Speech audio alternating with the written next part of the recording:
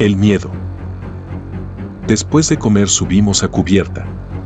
Ante nosotros el Mediterráneo, bañado por la luz de la luna, se extendía sin que una sola arruga se dibujase en su superficie.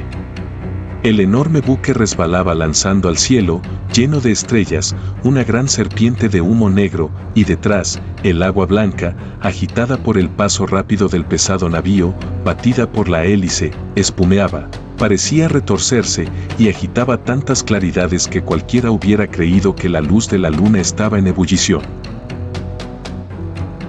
Y allí estábamos 6 u 8, admirando en silencio la costa de África hacia la cual nos dirigíamos. El comandante, que sentado entre nosotros fumaba un cigarro, reanudó la conversación iniciada durante la comida. Sí, dijo, aquel día tuve miedo. Mi barco permaneció 6 horas con esa roca en la barriga y batido por la mar. Afortunadamente, al llegar la noche nos recogió un barco carbonero inglés. Entonces, un hombre muy alto, de tostado rostro y grave aspecto, uno de esos hombres que se adivina han cruzado grandes países desconocidos en medio de incesantes peligros y cuya tranquila mirada parece conservar en sus profundidades algo de los extraños paisajes vistos, uno de esos hombres que parecen templados en el valor, habló por vez primera. Usted dice, comandante, que tuvo miedo, y yo no lo creo. Usted se engaña con respecto a la palabra y con respecto a la sensación que experimentó.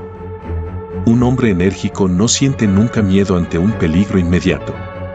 Se siente emocionado, agitado, ansioso, pero el miedo es cosa muy distinta. El comandante replicó riendo. Diablo. Yo le aseguro que tuve miedo y mucho miedo. Entonces el hombre de bronceada tez repuso con voz lenta. Permítanme que me explique. El miedo, y hasta los hombres más arrojados pueden tenerlo, es algo espantoso, es una sensación atroz, algo así como la descomposición del alma, horrible espasmo del pensamiento y del corazón cuyo solo recuerdo nos hace sentir los estremecimientos de la angustia. Pero cuando se es valiente, eso no ocurre nunca, ni ante la muerte inevitable ni ante las formas de peligro conocidas, eso ocurre en ciertas circunstancias anormales, bajo ciertas influencias misteriosas y frente a riesgos vagos. El verdadero miedo es algo parecido a los fantásticos terrores de otros tiempos. Un hombre que crea en los espectros y que imagine distinguir uno en medio de las sombras de la noche, debe sentir miedo con todo su espantoso horror. Yo, hace 10 años que adiviné el miedo en pleno día. Y el invierno pasado, en una noche de diciembre, lo sentí. Y sin embargo, me he visto en situaciones peligrosas y metido en aventuras que parecían mortales. Me he batido con frecuencia, unos bandoleros me dejaron por muerto, en América, por insurrecto, me condenaron a la horca, y en las costas de China me arrojaron al agua desde el puente de un buque. Y siempre me creí perdido, y cada vez tomé mi decisión sin sentir ningún pesar. Pero el miedo no es eso. En África lo presentí, y sin embargo es hijo del norte y el sol lo disipa como disipa la niebla. Observen esto, señores, para los orientales, la vida no tiene ningún valor y se resignan enseguida. En Oriente las noches son claras y en ellas no se encuentran las sombrías inquietudes que en los países fríos son la obsesión de todos los cerebros. En Oriente se puede saber lo que es pánico, pero se ignora lo que es miedo. Pues bien, he ahí lo que me ocurrió en tierra africana. Cruzaba las grandes dunas hacia el sur de Ouargla, que es uno de los países más raros del mundo. Ustedes saben lo que es la arena lisa de las interminables playas del océano. Pues bien, figúrense un océano de arena en medio de un huracán, imaginen una silenciosa tempestad de olas inmóviles de polvo amarillo. Altas como montañas, esas olas desiguales, diferentes, semejantes a las desencadenadas ondas, más grandes todavía y estriadas como el Muaré, y sobre esa mar furiosa, muda y sin movimiento, el sol devorador del sur derrama sus llamas implacables. Preciso es subir esas olas de ceniza de oro, bajarlas, volverlas a subir, subirlas sin cesar, sin reposo ni sombra. Los ronquidos de los caballos parecen estertores, se hunden hasta la rodilla, y al bajar resbalan y hacen que se formen sorprendentes colinas. Éramos 2 amigos, y nos seguían 2 espaís y 4 camellos con sus camelleros. No hablábamos, el calor nos aplastaba, la fatiga nos rendía, y estábamos sedientos como el desierto ardiente. De pronto, uno de nuestros hombres dejó escapar un grito, todos se detuvieron, y nosotros permanecimos inmóviles, sorprendidos por inexplicable fenómeno que conocen los viajeros de esos perdidos lugares. En algún sitio, cerca de nosotros, y en dirección indeterminada, batía un tambor, el misterioso tambor de las dunas, y batía claramente, vibrante unas veces, apagado otras, deteniéndose de pronto y reanudando enseguida su fantástico redoble. Los árabes se miraban asustados. Uno de ellos dijo en su idioma: «La muerte se cierne sobre nosotros». Y he ahí que mi compañero, mi amigo, casi mi hermano, cayó del caballo repentinamente pulverizado por una insolación. Y por espacio de 2 horas, y mientras yo intentaba en vano salvarle, el tambor invisible me llenaba los oídos con su ruido monótono, intermitente e incomprensible. Yo sentía que por mis huesos corría el miedo verdadero, el miedo espantoso, frente al cadáver querido, en aquel hoyo incendiado por el sol y entre 4 montañas de arena, mientras el eco desconocido nos enviaba, a 200 leguas de distancia de toda aldea francesa, el rápido redoble del tambor. Aquel día, comprendí lo que era tener miedo, pero aún lo supe mejor en otra ocasión. El comandante interrumpió al narrador. «Dispense, caballero», le dijo, «¿y aquel tambor qué era?». El viajero respondió: «No lo sé, ni nadie lo sabe».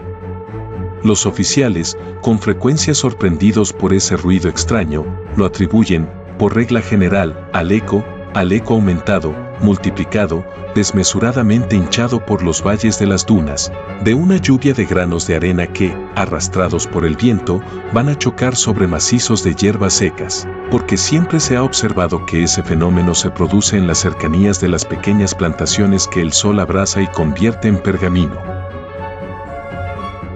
El ruido del tambor debe de ser una especie de espejismo del sonido, nada más, pero yo lo supe mucho después. Y ahora, vamos a mi segunda emoción. Era el invierno pasado, y me encontraba en un bosque del noreste de Francia. Se hizo de noche 2 horas antes de lo que debía, tan oscuro estaba el cielo, y mi guía, un campesino del país, andaba silenciosamente a mi lado por un sendero, bajo una bóveda de pinos que el desencadenado viento agitaba con ruido siniestro. Por entre las cimas veía correr las nubes que parecían huir con espanto, y de cuando en cuando, y al impulso de inmensa ráfaga, el bosque entero se inclinaba hacia un lado exhalando un gemido de dolor. Y a pesar de mi paso rápido y de mis gruesos vestidos, el frío me entumecía. Debíamos cenar y dormir en casa de un guardabosques cuya morada ya no podía estar lejos, y yo iba a cazar. A veces, mi guía levantaba los ojos y murmuraba: «Tiempo triste». Luego, me hablaba de las gentes a cuya casa nos dirigíamos.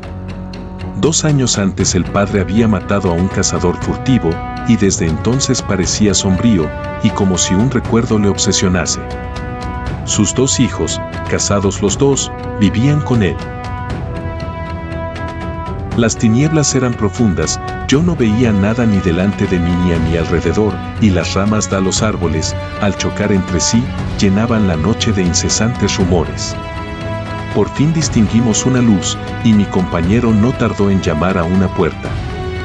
Agudos gritos de mujer nos respondieron, y luego, una voz de hombre, voz opaca, preguntó: «¿Quién va?». Mi guía dio su nombre, la puerta se abrió, entramos, y a mis ojos se ofreció un cuadro inolvidable.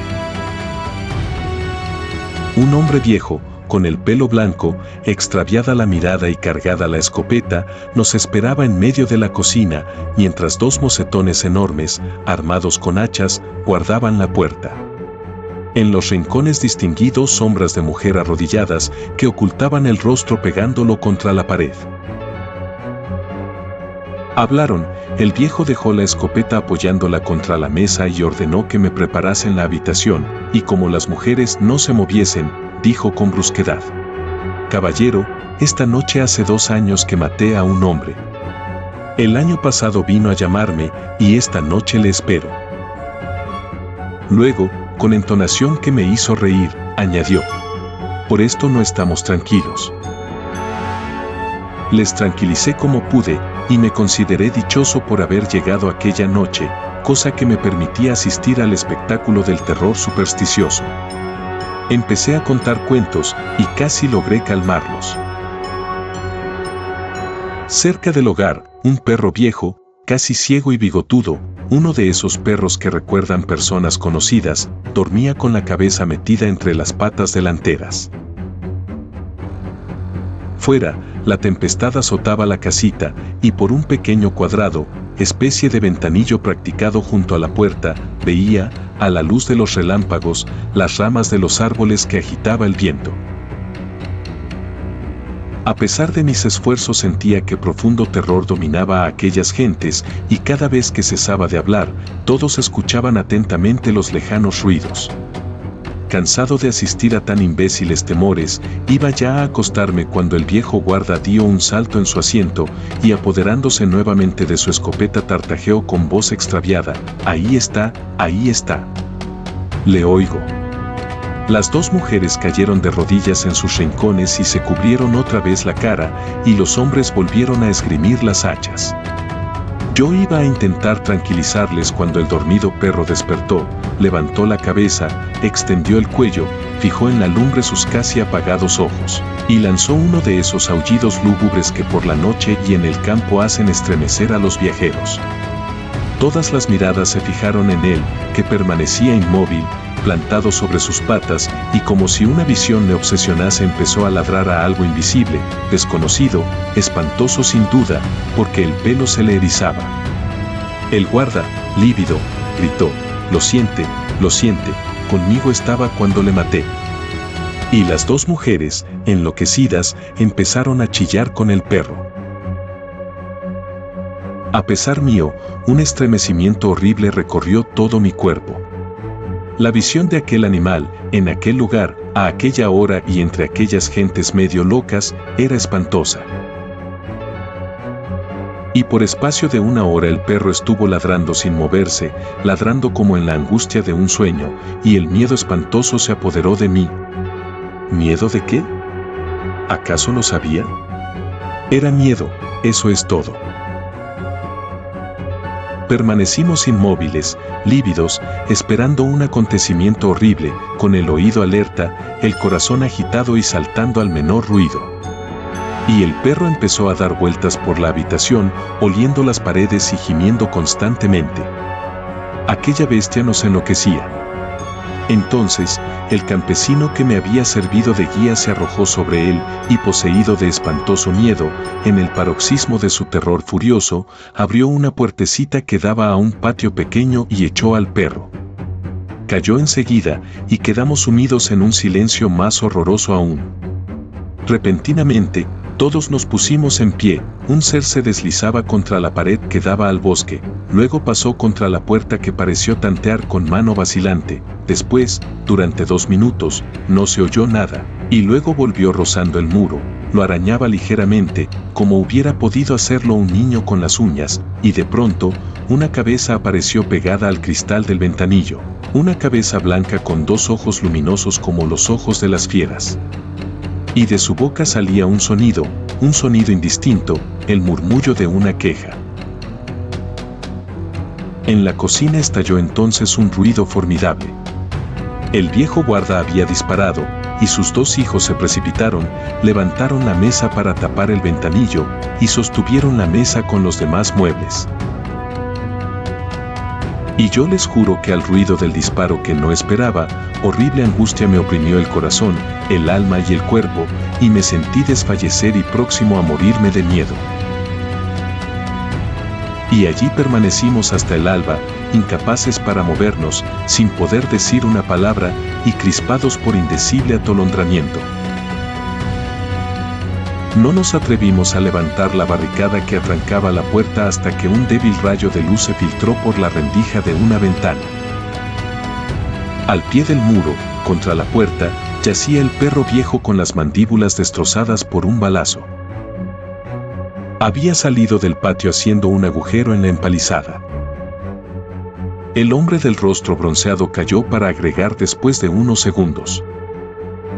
Y sin embargo, aquella noche no corrí ningún peligro, pero antes preferiría vivir de nuevo todas las horas en que he afrontado los más terribles riesgos, que el minuto del tiro disparado contra la barbuda cabeza que asomaba por el ventanillo.